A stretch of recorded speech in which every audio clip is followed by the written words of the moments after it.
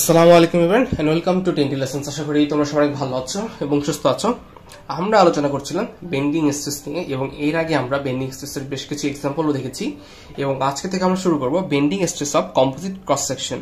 অর্থাৎ এর আগে আমরা যে ভিডিওগুলো দেখেছি সেগুলো ছিল একটা সিঙ্গেল এলিমেন্টের ক্রস সেকশন, অর্থাৎ আমাদের যে বিমটা ছিল সেই পুরো বিমটা একটা মাত্র এলিমেন্টে তৈরি ছিল। বাট আমাদের এইখানে এখন আমরা যেটা আলোচনা করব সেখানে হচ্ছে বিভিন্ন এলিমেন্ট দিয়ে আমাদের বিমটা তৈরি হবে। সো দ্যাটস ওয়াই আমরা এটাকে বলছি কম্পোজিট বিম। সো চলো আর দেরি না করে শুরু করে ফেলি। এই যে কম্পোজিট বিমটা, এই কম্পোজিট বিমের অ্যানালাইসিসটা কেন আমার দরকার? আমরা বিভিন্ন ক্ষেত্রে দেখি যে আমাদের যে বিমটা আছে ওই বিম হয়তো উডেন বিম, সেটা বাট উডেনের সাথে হচ্ছে কি থাকে, উডেনের সাথে স্টিল সেকশন থাকে বা অন্য আর কোনো জিনিস থাকে। বা আমাদের সবচেয়ে সহজ এক্সাম্পল যেটা আমরা সচরাচর দেখি সিভিল ইঞ্জিনিয়াররা, সেটা হচ্ছে আমাদের কনক্রিট বিম। কনক্রিট বিমের ভিতরে কি হয়, কনক্রিট তো বিভিন্ন জিনিস দিয়ে তৈরি থাকে, বাট এর ভিতরে কি থাকে, রিভার থাকে এবং এই রিভারটা আমাদের ওই বিমটাকে কি করে, কম্পোজিট বিম হিসেবে তৈরি করে। সো এই কম্পোজিট বিমের যে অ্যানালাইসিস সেটা অবশ্যই হচ্ছে আমার নর্মাল বিমের অ্যানালাইসিস এর একরকম হবে না। এর বিভিন্ন কারণ আছে। তুমি কখনো সেম অ্যামাউন্ট ছাড়া বা সেম জিনিস ছাড়া তাকে যোগ বিয়োগ বা ভাগ করতে পারবে না। তুমি কখনো দুইটা আমের সাথে দুইটা কাঁঠালকে যোগ করতে পারবে না বা তুমি সেটাকে বিয়োগ করতে পারবে না। অর্থাৎ এছাড়াও যদি আরেকটা সহজ এক্সাম্পল আমি দেই, যদি বলি যে ডলার এবং পাউন্ডের, $10 এবং $5 যোগফল কত হবে, সেটাও আসলে কখনো বলা সম্ভব না, কারণ তারা সেম কোয়ান্টিটি না। সো আমাকে তাদের ইকুইভ্যালেন্টটা যদি বানাতে হয় বা তাদের যোগফলটা বের করতে হয়, তাহলে যেটা করতে হবে, হয় আমাকে ডলারকে পাউন্ডে কনভার্ট করতে হবে অথবা পাউন্ডকে ডলারে কনভার্ট করতে হবে। তখন আমি এদের যোগফল বা বিয়োগফল সবকিছু বের করতে পারবো। সো দ্যাটস ওয়াই ওই যে কনসেপ্টটা আছে ওই কনসেপ্টে হচ্ছে আমরা এখানে অ্যাপ্লাই করার চেষ্টা করবো। সো চলো আমরা শুরু করি। কি বলেছে? বলেছে composite beam consisting of layers with fibres or rod strategically placed to increase stiffness and strength can be design two racist bending. অর্থাৎ আমাদের মেইন কাজটা কি, আমাদের মেইন কাজটা হচ্ছে এই যে ক্রস সেকশনটা সে বেন্ডিংটাকে রেজিস্ট করবে এবং এই অবজেক্টটা আমরা আসলে এমনভাবে তৈরি করতে চাই বা ক্রস সেকশনটা আমরা এমনভাবে তৈরি করতে চাই যাতে সর্বোচ্চ ক্ষমতাটা সে দিতে পারে, অর্থাৎ সর্বোচ্চ ক্ষমতা দিয়ে বেন্ডিংটাকে রেজিস্ট করতে পারে। তার জন্য কখনো কখনো সেম অ্যামাউন্ট অফ জিনিস দিলেও তাকে এক্সট্রা স্ট্রেংথেনিং করার জন্য হচ্ছে অ্যাডিশনাল অ্যামাউন্ট যোগ করা হতে পারে। সো এটাই হচ্ছে আমার কম্পোজিট ক্রস সেকশনের মেইন পারপাস। সো এরপরে কি বলেছে দেখি। এরপরে বলেছে consider an elastic beam of several materials together with vertical axis of symmetry as শোন ইন দ্য ফিগার। এবং এই জিনিসটা কমপ্লেক্স হয় এই আসলে এই ফিগারটা দেখে আসলে সেটা বোঝা যায়, কারণ এখানে দেখো বিভিন্ন এলিমেন্ট, দুইটা ডিফারেন্ট এলিমেন্ট দেওয়া আছে এবং দুইটা ডিফারেন্ট এলিমেন্টের যে স্ট্রেসের যে ফিগার সেটা আসলে নর্মালটার মতন হয় না। নর্মালটার একটা প্যাটার্ন থাকে, বাট এখানে যে প্যাটার্নটা সেটা আসলে কোনো কিছুই আসলে মেনটেন করে না। কখনো কখনো দেখা যায় যে হঠাৎ করে বেড়ে যাচ্ছে বা হঠাৎ করে কমে যাচ্ছে। সো দ্যাটস ওয়াই এই অ্যানালিসিসটা আরো বেশি জটিল হয়ে যায়। সো এরপরে কি বলেছে দেখি। এরপরে বলেছে a beam of composite cross section can be considered to have the mechanical properties of the reference material provided the area A multiplied by Ni, the ratio of EI to E reference.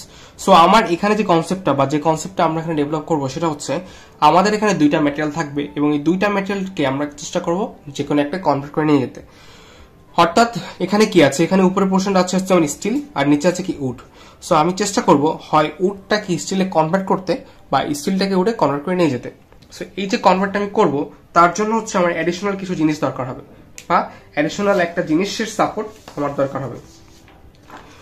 So এই যে কনভার্সনটা আসলে কিভাবে হবে সেই জিনিসটাই আসলে আমার এখানে বলা হচ্ছে। এই যে এনআই, এই এনআই কে আমরা বলছি হচ্ছে মডুলার রেশিও এবং এটা হচ্ছে ইআই বাই ইআই, অর্থাৎ আমার টার্গেটেড ইআই ডিভাইডেড হচ্ছে রেফারেন্স ইআই এবং এই পুরো জিনিসটাকে আমি বলছি আমার modular ratio. N equal to NI equal to EI divide হচ্ছে ই রেফারেন্স। এবং এই যে মডুলার রেশিও বা এই নর্মালি যেটা করা হয় সেটা হচ্ছে যেটা শক্তিশালী, এই দুটোর ভিতরে যেটা শক্তিশালী সেটাকে উপরে লেখা হয়, যেটার ই বেশি, স্টিফনেস বেশি, এবং যেটা কম সেটা নিচে লেখা হয় এবং তারপরে যে ভ্যালুটা পাওয়া হয় সেইটা দিয়ে হচ্ছে আমার ম্যাটেরিয়ালটাকে গুণ অথবা ভাগ করে এই যে ইকুইভ্যালেন্ট ক্রস সেকশনটা তৈরি করা হয়। সো সেটা কিভাবে করা হয় সেটা হচ্ছে আমরা আস্তে আস্তে দেখব। এরপরে কি বলেছে যে the actual stress are obtained for the reference material whereas the stresses in other material must be multiplied by Ni. অর্থাৎ যখন আমি ফাইনালি স্ট্রেসটা বের করব ইকুইভ্যালেন্ট ম্যাটেরিয়ালের জন্য বা আমরা যেটাকে কনভার্ট করলাম সেটাকে হচ্ছে আবার এনআই দিয়ে গুণ অথবা ভাগ করতে হবে লাস্টে কি। ওকে, তো এটাই হচ্ছে আমার মেইন কনসেপ্ট এবং এটা কিভাবে করতে হয় বা এটার ফার্দার যে অ্যানালিসিস সেটা আমরা আস্তে আস্তে দেখব। সো এবার আমরা দেখি যে আসলে আমাদের সলভিং স্টেপটা কি কি। সো আমরা মোটামুটি কনসেপ্টটা তো বুঝলাম আমাদের এখানে কি করতে হবে, বাট আসলে এটা সলভ করার জন্য কি কি স্টেপ আমাকে ফলো করতে হবে সেটা একটু নিয়ে আমরা আলোচনা করার চেষ্টা করি। সেখানে কি বলা আছে দেখি। প্রথমেই বলা আছে transform any portion of the cross section using the equivalent with or length. অর্থাৎ যে কোনো একটা পোর্শনকে আমাকে কি করতে হবে, কনভার্ট করে নিতে হবে। আমি এখানে বলা আছে কি তার এরিয়াটা ট্রান্সফর্ম করতে হবে। এখন এরিয়াটা ট্রান্সফার করার ক্ষেত্রে একটা জিনিস, এরিয়াতে বলতে আমরা লেন্থ এবং উইথ দুইটাই বোঝায়। এখন আমরা কি দুইটাই চেঞ্জ করব, একটা অবজেক্টটা লেন্থ আর উইথ দুইটাই চেঞ্জ করব? আসলে আমরা সেটা করব না, আমরা যে কোনো একটা ডাইমেনশন চেঞ্জ করব। এবং একটা ডাইমেনশন চেঞ্জ করলেও তার এখানে একটা জিনিসকে অবশ্যই মাথায় রাখতে হবে, তার নিউট্রাল এক্সিস। অবজেক্টটাকে এমন ভাবে চেঞ্জ করতে হবে যাতে তার নিউট্রাল এক্সিস চেঞ্জ না হয়, অর্থাৎ সেম এন এটা বজায় থাকে। সেভাবে করে অবজেক্টটার লেন্থ বা উইথ আমাকে চেঞ্জ করতে হবে। এখানে কখনো যদি আমরা দুইটাই পরিবর্তন করি, লেন্থ এবং উইথ, তখন হচ্ছে গিয়ে বিষয়টা আরো বেশি জটিল এবং কমপ্লেক্স হয়ে যাবে। সো এখানে আমার এরিয়াটাকে কনভার্ট করার টার্গেট বলতে বোঝানো হয়েছে আমি এখানে যে কোনো একটা ডাইমেনশন চেঞ্জ করব, তার লেন্থ অথবা উইথ, এবং সেখান থেকে হচ্ছে আমি আমার ইকুইভ্যালেন্ট এরিয়াটা ফাইন্ড করতে পারবো। সেটা হচ্ছে আমার স্টেপ নাম্বার 1। এটা আমাকে হচ্ছে ম্যাথের শুরুতেই করে নিতে হবে। এরপরে স্টেপ 2 কি বলেছে, find out the moment of inertia of the transform total section. অর্থাৎ আমি যে ট্রান্সফর্ম সেকশনটা তৈরি করলাম এবং এই সেকশনটা কি করতে হবে, আমার মোমেন্ট অফ ইনার্শিয়াটা বের করতে হবে।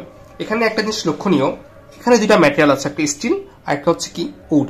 আমি চাইলে উডটাকে স্টিলে কনভার্ট করতে পারি অথবা স্টিলটাকে উডেও কনভার্ট করতে পারি। বাট একটা জিনিস হচ্ছে এখানে মজার বিষয় যেটা, সেটা আমাদেরকে বুঝতে হবে, সেটা হচ্ছে বোথ কেসে কি হবে, আমার মোমেন্ট অফ ইনার্শিয়াটা কিন্তু সেম থাকতে হবে। মোমেন্ট অফ ইনার্শিয়াটা কিন্তু কোনো চেঞ্জ হবে না, আমার নিউট্রাল এক্সিসও চেঞ্জ হবে না, আমার মোমেন্ট অফ ইনার্শিয়া যেটা আছে সেটাও কিন্তু চেঞ্জ হবে না। তারপরে কি বলেছে 3 number, find out the bending moment of that section. So normally এইরকম টাইপের কমপ্লেক্স ম্যাথ থাকলে, আসলে কম্পোজিট ম্যাথ থাকলে হচ্ছে মোমেন্টের ভ্যালুটা দিয়ে দেওয়া হয়, অথবা যদি দেওয়া না থাকে তাহলে হচ্ছে আমরা তো মোমেন্ট বের করতে জানি। আমরা হচ্ছে যদি কোনো একটা ফিগার থাকে তার এসিডি এমডি দিয়ে মোমেন্ট বের করতে পারি, অথবা তার সেকশন কেটে আমরা তার মোমেন্টটা ফাইন্ড আউট করতে পারি খুব ইজিলি।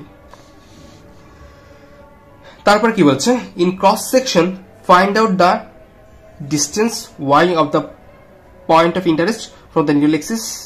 ওকে, সো আমার ওয়াইটা বের করতে হবে, অথবা যদি সি বলি, কারণ আমরা জানি যে আমাদের এখানে মোমেন্টের যে প্রসিডিউরটা, আমরা সিগমা যদি বলি, সিগমা ইকুয়াল হচ্ছে এম সি বাই আই অথবা এম ওয়াই বাই আই যাই বলেন এখানে। সো এই সিটা কি, এই সিটা হচ্ছে আমার টার্গেটেড পয়েন্ট। এন এর যে ভ্যালুটা আছে, এই এন এর আমার এতটুকু যদি এন এ হয়, এন এর এক্সিস থেকে হচ্ছে আমার টার্গেটেড পয়েন্টের ডিস্টেন্স, এটাকে আমরা বলি হচ্ছে আমার C.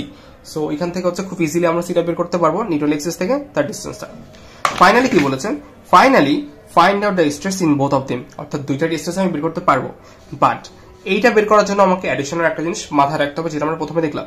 To find out the bending stress in the transform section use the modular ratio. আমাকে এখানে মডুলার রেশিও দিয়ে গুণ অথবা ভাগ করে নিতে হবে। ওকে, যদি আমি কখন একটা কাজ করি, সেটা হচ্ছে কি যে আমার স্টিলের যে স্টিফনেস বা স্টিলের যে স্ট্রেংথ টেকিং ক্যাপাসিটি, সেটা কি হবে, অবশ্যই বেশি হবে। সো আমি যদি কখনো এখানে একটা কাজ করি, কি কাজ করি, সেটা হচ্ছে যে আমার স্টিলটাকে উডে কনভার্ট করে নিয়ে আসলাম, অর্থাৎ আমার এখানে স্টিল এক্সিস করছে না, তাহলে কি করলাম, আমার এই স্টিল পোর্শনটাকে এন দিয়ে গুণ করলাম, গুণ করলে কি সেটা উড হয়ে গেল। এখন যখন হচ্ছে আমি বেন্ডিং স্ট্রেসটা বের করলাম, বেন্ডিং স্ট্রেসটা বের করার ফলে ফাইনালি এই যে স্টিলের জন্য বেন্ডিং স্ট্রেসটা বের করলাম, সেটা কিন্তু আসলে স্টিলের বেন্ডিং স্ট্রেস না, সেটা কিন্তু হচ্ছে এই ইকুইভ্যালেন্ট সেকশনের জন্য তার বেন্ডিং স্ট্রেস।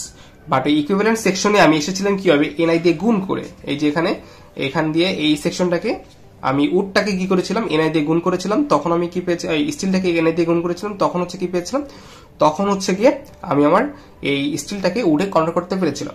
সেম ভাবে তার বেন্ডিং স্ট্রেসটা উডের থেকে অবশ্যই স্টিলের বেশি হবে। তো দ্যাটস ওয়াই আবার আমি যখন হচ্ছে আমার স্টিলের কাছে চলে যাব, তখন আমার স্ট্রেসটাকে এনআই দিয়ে গুণ করে কি করতে হবে, আমার স্টিলের স্ট্রেসটা ফাইন্ড আউট করতে হবে। সো এটাই হচ্ছে গিয়ে আমার বেসিক কনসেপ্ট। সো এরপর আমরা একটা এক্সাম্পল করবো, এক্সাম্পল করলে আসলে এই বিষয়টা ক্লিয়ার হয়ে যাবে। সো আজকে এই পর্যন্তই, সবাই ভালো থাকি, সুস্থ থাকি, ধন্যবাদ সবাইকে, আসসালামু আলাইকুম।